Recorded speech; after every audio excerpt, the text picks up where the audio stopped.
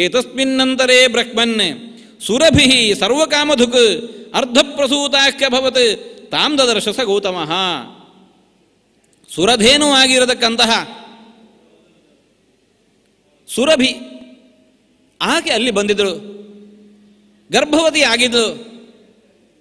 ಗೌತಮ ಮಹರ್ಷಿಗಳು ಆ ಸುರಭಿಯನ್ನು ಕಂಡರು. ತಸ್ಯಾಃ ಪ್ರದಕ್ಷಿಣಂ ಚಕ್ರೆ ಇಯಂ ಉರ್ವೀತಿ ಸಂಸ್ಮರನ್.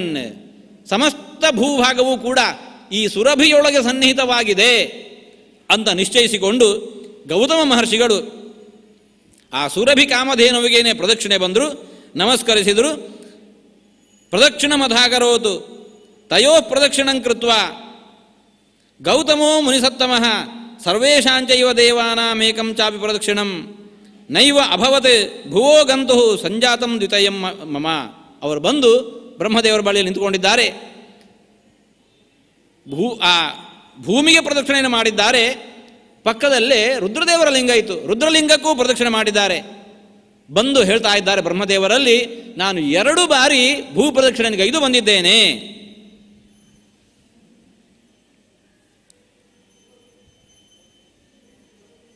ಬಂದು ಬ್ರಹ್ಮದೇವರಲ್ಲಿ ಕೇಳ್ಕೋತಾ ಇದ್ದಾರೆ, ಪ್ರದಕ್ಷಿಣೀಕೃತ ಬ್ರಹ್ಮನ್ ಮಯೇಯಂ ವಸುಧಾಖಿಲ. ಸಮಸ್ತ ಭೂ ಪ್ರದಕ್ಷಿಣೆಯನ್ನು ಮಾಡಿ ಬಂದಿದ್ದೇನೆ. ಮುಂದಿನ ನೀವು ಏನು ಮಾರ್ಗದರ್ಶನ ಮಾಡ್ತೀರಿ ಹಾಗೆ ನಡ್ಕೋತಾ ಇದ್ದೇನೆ. ಬ್ರಹ್ಮದೇವರು ಅಂತ ಇದ್ದಾರೆ, ಇವನು ಹೇಗೆ ಇಷ್ಟು ಬೇಗ ಈ ಕಾರ್ಯವನ್ನು ಮುಗಿಸಿಕೊಂಡು ಬಂದ ಅಂತ ಧ್ಯಾನ ಯೋಗದಿಂದ ನಾನು ತಿಳ್ಕೊಂಡೆ.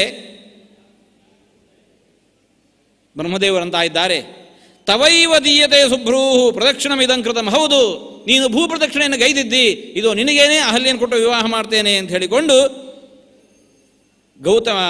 ಅಹಲ್ಯೆಯನ್ನು ಗೌತಮ ಮಹರ್ಷಿಗಳಿಗೆ ನೀಡಿದ್ದಾರೆ. ತುಷ್ಟೋಹಂ ತವ ಧೈರ್ಯೇಣ, ನಿನ್ನ ಆ ಮಾನಸಿಕ ಧೈರ್ಯ ಏನಿದೆ, ನಿನ್ನ ಜ್ಞಾನ ಏನಿದೆ, ನಿನ್ನ ತಪಸ್ಸು ಏನಿದೆ, ಇವೆಲ್ಲದರಿಂದ ನಾನು ತೃಪ್ತನಾಗಿದ್ದೇನೆ.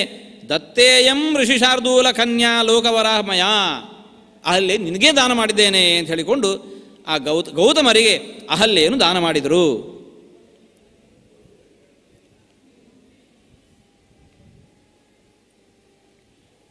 ಆ ಕಡೆ ಭೂಪ್ರದಕ್ಷಿಣೆಯನ್ನು ಗೈಲಿಕ್ಕೆ ಹೋಗಿರತಕ್ಕಂತಹ ಎಲ್ಲ ದೇವತೆಗಳು ಒಬ್ಬೊಬ್ಬರಾಗಿ ಬರ್ತಾ ಇದ್ದಾರೆ. ಅಷ್ಟು ಹೊತ್ತಿಗೆ ಆ ಬ್ರಹ್ಮದೇವರು ಗೌತಮನಿಗೆ ಅಹಲ್ಯೆಯನ್ನು ಕೊಟ್ಟು ವಿವಾಹ ಮಾಡಿ ಹೋಗಾಗಿತ್ತು. ಅವರ ದಾಂಪತ್ಯವನ್ನು ಕಂಡರು, ವಿಸ್ಮಿತರಾಗಿದ್ದಾರೆ ಎಲ್ಲರೂ ಕೂಡ. ಇಷ್ಟರಲ್ಲಿ ಇಂದ್ರದೇವ ಮಾತ್ರ ಸಂವತ್ಸರ ಶಚೀಭರ್ತ ತಾಂ ಈಕ್ಷಜ ದಿವಂಯಯೌ. ಅಹಲ್ಯೆಯನ್ನು ತಾನು ಪಡೆಯಬೇಕಾಗಿತ್ತು ಅಂತ ಬಯಸಿದ್ದ ಇಂದ್ರದೇವ ಗೌತಮರು ಪಡೆದದನ್ನು ಕಂಡು ಮಾತ್ಸರ್ಯದಿಂದ ಅಹಲ್ಯೆಯನ್ನು ಕಂಡು ಇಂದ್ರದೇವ ಹೊರಟು ಹೋದ.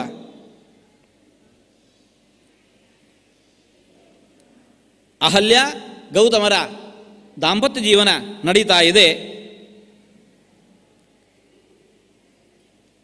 ಇಂದ್ರದೇವ ಇವರ ದಾಂಪತ್ಯ ಹೇಗೆ ನಡೀತಾ ಇದೆ ಎಂಬುದನ್ನು ಕೇಳಿ ತಿಳ್ಕೋತಾ ಇದ್ದಾನೆ.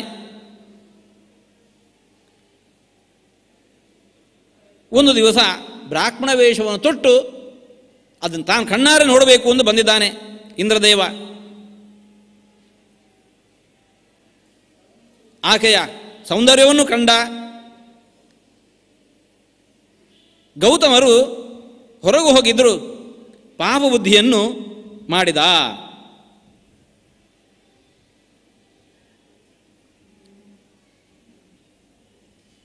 ಪಾಪೀಯಸೀಂ ಮತಿಂ ಕೃತ್ವ ಅಹಲ್ಯಾಂ ಸಮುದೈಕ್ಷದ ನಾತ್ಮಾನಂ ನ ಪರಂ ದೇಶಂ ಕಾಲಂ ಶಾಪಾದ್ ಋಷೇರ್ಭಯಂ ನವಬೋಧ ತದಾ ವತ್ಸ ಕಾಮ ಕೃಷ್ಣ ಶತಕ್ರತು.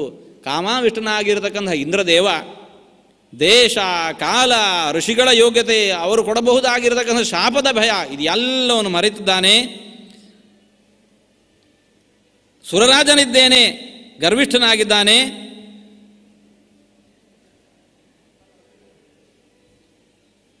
ಗೌತಮರ ರೂಪದಿಂದಾಗಿ ಆ ಅಹಲ್ಯೆಯನ್ನು ತಾನು ಸೇರಿದ್ದಾನೆ.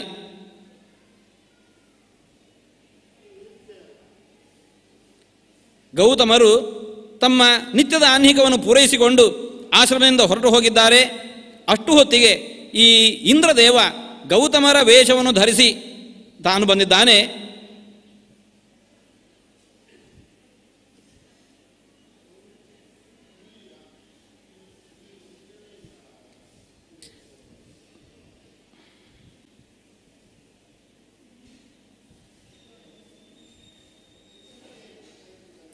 ನಬುಬೋಧತು ಅಹಲ್ಯಾತಂ ಜಾರಂ ಮೇನೇತು ಗೌತಮಂ.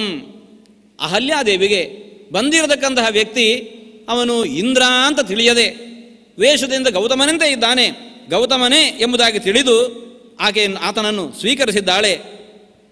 ಅಷ್ಟು ಹೊತ್ತಿಗೆ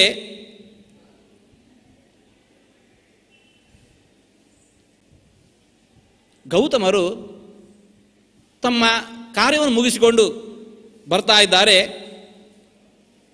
ಒಂದು ವ್ಯತ್ಯಾಸವನ್ನು ಗಮನಿಸಿದರು. ಗೌತಮರು ಯಾವಾಗೆಲ್ಲ ಆಶ್ರಮದೊಳಗೆ ಬರ್ತಾ ಇದ್ದಾರೆ, ಈ ಅಹಲ್ಯ ಮುಂದಾಗಿ ಬಂದು ಸ್ವಾಗತಿಸ್ತಾ ಇದ್ದಾಳೆ, ಸತ್ಕರಿಸ್ತಾ ಇದ್ದಾಳೆ. ಇವತ್ತು ಆಕೆ ಕಾಣ್ತಾ ಇಲ್ಲ. ತಾಮ್ ಅದೃಷ್ಟ ಮಹಾಪ್ರಾಜ್ಞ ಮೇನೆ ತನ್ಮಹದದ್ಭುತಂ. ಇದೇ ಮೊತ್ತ ಮೊದಲಾಗಿ ಈ ರೀತಿಯಾಗಿ ನಡೀತಾ ಇದೆ, ಇದೇನು ಆಶ್ಚರ್ಯ ಅಂತ ಅಂದುಕೊಂಡ್ರು.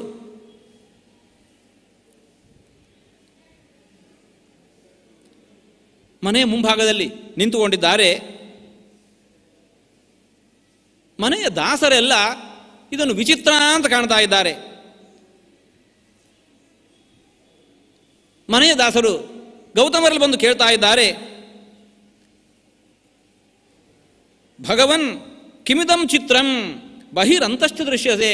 ಇದೇನಿದು ಆಶ್ಚರ್ಯ, ನೀವು ಇವತ್ತು ಮನೆಯ ಹೊರಗೂ ಕಾಣ್ತಾ ಇದ್ದೀರಿ, ಮನೆಯ ಒಳಗೂ ಇದ್ದೀರಿ, ಇದೇನಿದು ಆಶ್ಚರ್ಯ, ಈ ತನಕ ಹೀಗೆ ನಡೆದಿಲ್ಲ. ಮನೆಯ ಒಳಗೆ ಆಗತಾನೆ ನೀವು ಹೋಗಿದ್ದೀರಿ, ಈಗ ನೋಡಿದ್ರೆ ಮನೆಯಿಂದ ಹೊರಗಿದ್ದೀರಿ, ಮನೆಯಿಂದ ಹೊರ ಬಂದವರಲ್ಲ, ಹೊರಗಿಂದ ಮನೆ ಒಳಗೆ ಬರ್ತಾ ಇದ್ದೀರಿ, ಎರಡನೇ ಬಾರಿಗೆ, ಇದೇನು ಆಶ್ಚರ್ಯ. ಮಡದಿಯೊಂದಿಗೆ ಮನೆಯೊಳಗೆ ಆಗತಾನೆ ಹೋಗಿದ್ದೀರಿ. ಅಹೋ ತಪಃಪ್ರಭಾವೋಯಂ ನಾನಾ ರೂಪಧರೋ ಭವಾನ್. ನಿಮ್ಮ ತಪಸ್ಸಿಗೆ ನಾವು ಆಶ್ಚರ್ಯ ಪಡ್ತಾ ಇದ್ದೇವೆ, ಅನೇಕ ರೂಪಗಳನ್ನು ಧರಿಸಿಕೊಂಡಿದ್ದೀರಿ ನೀವು ಇವತ್ತು. ಗೌತಮರಿಗೆ ಸೇವಕರ ಇಂತಹ ಮಾತುಗಳನ್ನು ಕೇಳಿ ಆಶ್ಚರ್ಯ ಆಯಿತು. ಪ್ರವಿಷ್ಟ ಕೋನು ತಿಷ್ಠತಿ, ಹಾಗಾದರೆ ನನ್ನ ರೂಪವನ್ನು ಧಾರೆ ಮಾಡಿಕೊಂಡು ಯಾರೋ ಬಂದಿರಬೇಕು, ಯಾರಿದ್ದಿರಬಹುದು?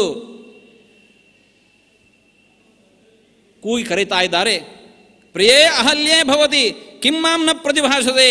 ಮನೆಗೆ ಬಂದಿದ್ದೇನೆ, ನನ್ನ ಜೊತೆ ಯಾಕೆ ಮಾತಾಡ್ತಾ ಇಲ್ಲ ಅಂತ ಆ ಅಹಲ್ಯೇನು ಕರೆದರು. ಪತಿಯ ಈ ಮಾತನ್ನು ಕೇಳಿದಾಗ ಅಹಲ್ಯಾದೇವಿ ಪಕ್ಕದಲ್ಲಿದ್ದಂತಹ ಇಂದ್ರ ಜೊತೆಗೆ ಅಂತ ಇದ್ದಾಳೆ, ನೀನು ಯಾರು? ಮುನಿರೂಪೇಣ ಪಾಪಂ ತ್ವಂ ಕೃತವಾನಸಿ. ನನ್ನ ಪತಿಯ ರೂಪವನ್ನು ತೊಟ್ಟು ಬಂದು ಅನ್ಯಾಯವನ್ನು ಮಾಡಿದ್ದಿ. ಭಯದಿಂದ ಮೇಲೆದ್ದಿದ್ದಾಳೆ. ಆ ಇಂದ್ರನಾದರೂ ಬೆಕ್ಕಿನ ರೂಪವನ್ನು ಧಾರಣೆ ಮಾಡಿಕೊಂಡು ಮುನಿಯ ಭಯದಿಂದಾಗಿ ಅಡಗಿ ಕುಳಿತ. ಗೌತಮರು ಮನೆಯೊಳಗೆ ಬಂದಿದ್ದಾರೆ. ಈ ಇಂದ್ರನನ್ನು ಸೇರಿದುದರಿಂದಾಗಿ ಅಹಲ್ಯ ರೂಪ ವಿವರಣವಾಗಿದೆ. ಅದನ್ನು ತಾವು ಗಮನಿಸಿದರು. ಕೋಪದಿಂದ ಶಪಿಸ್ತಾ ಇದ್ದಾರೆ. ಅಷ್ಟು ಹೊತ್ತಿಗೆ ಆ ಇಂದ್ರ ಬಿಡಾಲ ರೂಪದಿಂದ ಬೆಕ್ಕಿನ ರೂಪದಿಂದ ಕಾಣಿಸಿಕೊಂಡಿದ್ದಾನೆ. ಗೌತಮರು ಕೇಳ್ಕೋತಾ ಇದ್ದಾರೆ, ಕೋ ಭವಾನಿತಿ ತಂಪ್ರಾಹ ಭಸ್ಮೀಕುರ್ಯಾಂ ವೃಷಾವಚಾಹ. ಸುಳ್ಳಾಡಬೇಡ, ಯಾರು ಅಂತ ಹೇಳು. ಸುಳ್ಳೊಂದು ಮಾತನ್ನು ಆಡಿದಿ ಅಂತಂದ್ರೆ ಇನ್ನು ಇಲ್ಲೇ ಬೂದಿ ಮಾಡಿಬಿಡ್ತೇನೆ.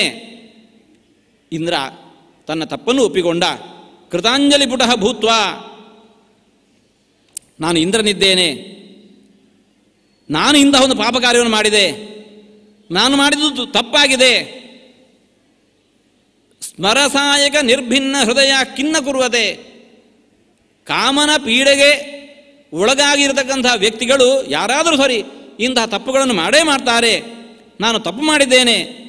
ಬ್ರಹ್ಮನ್ ಮೈ ಮಹಾಪಾಪೆ ಕ್ಷಮಸ್ವ ಕರುಣಾನಿಧೆ. ನೀವು ಕರುಣಾನಿಧಿಗಳಿದ್ದೀರಿ, ನನ್ನನ್ನು ಕ್ಷಮಿಸಿ ಅಂತ ಹೇಳಿಕೊಂಡು ಪ್ರಾರ್ಥನೆ ಮಾಡಿಕೊಂಡಿದ್ದಾನೆ.